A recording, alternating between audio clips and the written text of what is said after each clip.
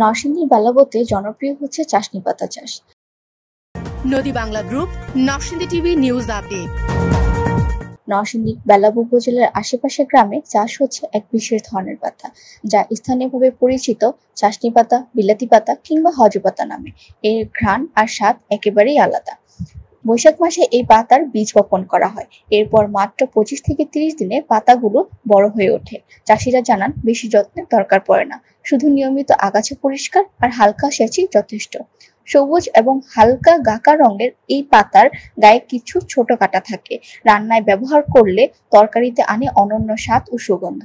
বিশেষ করে মাছ, ডাল কিংবা ভর্তায় এটি ব্যবহার করা হলে স্বাদ বেড়ে যায় কয়েক গুণ। বেলাবো, বইচা, আরিচা এমনকি যশোর ও ঢাকার বিভিন্ন বাজারে প্রতিদিন পাঠানো হয় এই চাশনি পাতা। আর নয় ভাড়া বাড়ি, এবার ভাড়ার টাকায় নিজের বাড়ি। নগদ অথবা কিস্তিতে বুকিং দিয়ে আপনিও হতে পারেন একটি ফ্ল্যাটের গর্বিত মালিক। নদী বাংলা গ্রুপ, সঠিক নির্মাণে অঙ্গীকারাবদ্ধ। বর্তমানে প্রতি কেজি বিক্রি হচ্ছে 80 থেকে 100 টাকা দরে। ব্যাপক চাহিদা থাকায় এটি এখন লাভজনক শাক হয়ে উঠেছে। স্থানীয় পাইকাররা মাঠ থেকে এই পাতা কিনে দেশের বিভিন্ন বাজারে সরবরাহ করেছেন।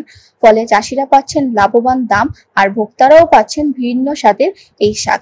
চাশনি পাতা এখন আর শুধু ঘরের রান্নায় সুগন্ধি শাক নয়, এটি হয়ে উঠেছে বেলাবো অঞ্চলের অর্থনৈতিক সম্ভাবনার এক নতুন নাম।